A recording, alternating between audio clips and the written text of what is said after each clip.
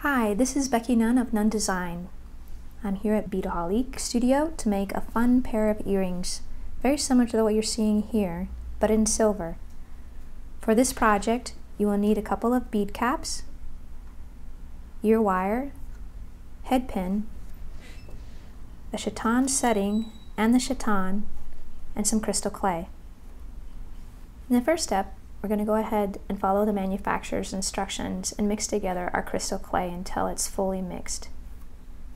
You shouldn't have any kind of marbling once the two clays are completely blended. You'll want to pinch off a small amount of the clay and roll it into a nice little ball. We're going to go ahead and put that ball down into the base of the bead cap, taking the second bead cap and pressing it down into there. Then we're going to take our head pin and poke it through the bead cap. I often am working with a pair of wet wipes handy so that I can wipe away any of the excess clay that will get onto the metals or onto the head pin.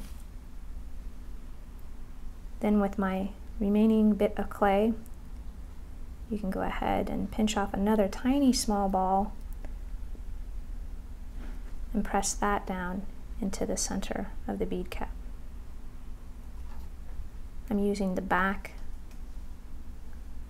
of my toothpick with a little bit of beeswax that comes inside of your crystal clay kit to press that clay down into the bead cap, creating like a little nest. And that is where the prong setting, or excuse me, the chaton will go. So picking up the chaton with your beeswax toothpick, place it right into the center. And now you have a cute little dangle. It'll take about 2 hours before you'll want to bend or cut your head pin. So just go ahead and set that aside and let it dry. And now you can go ahead and assemble the chaton prong setting. You can take some of your crystal clay that you had left over and place it down inside of there to prevent it from sliding, or you can hold it and using a pair of flat nose, needle nose pliers, start on one corner. Oops, that's why it's nice to have that crystal clay in there, just that won't move around. And you press slightly on one corner, bending that edge down. Then turn it and press down the opposite corner.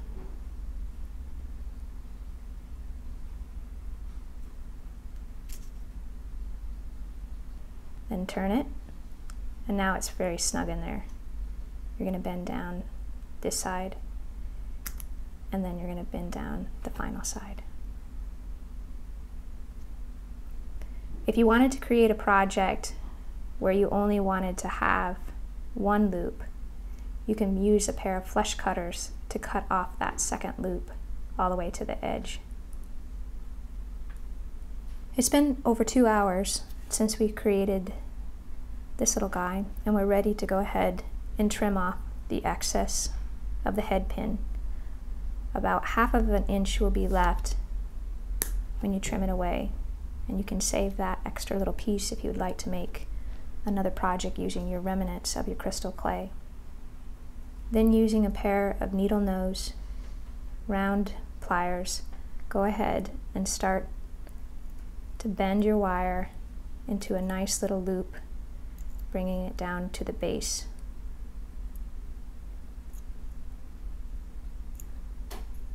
Once you have a nice round loop, open it up slightly and thread your prong setting and close it up. Then we're going to go ahead and open up slightly our ear wire and thread it down and around, closing it And now you have a super fun little pair of earrings.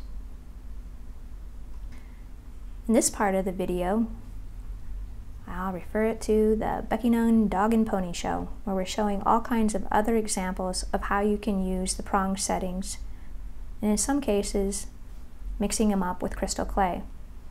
Here is where we're just using straight prong settings and some of the Nunn Design beads, along with interesting jump rings.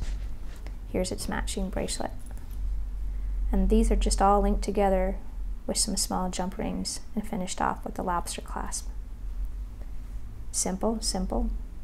Here's some examples like the previous one we did, but instead of using the crystal in the base, just use the little daisy flower at the bottom to create a fun little dangle. You can stack different kinds of chaton colors or sizes to create looks like this. And in this sample, I used bead caps and chaton settings to create fun little accents throughout the whole entire bracelet. This is Becky Nunn for Beadaholique, and I hope you've been inspired to create some really fun projects.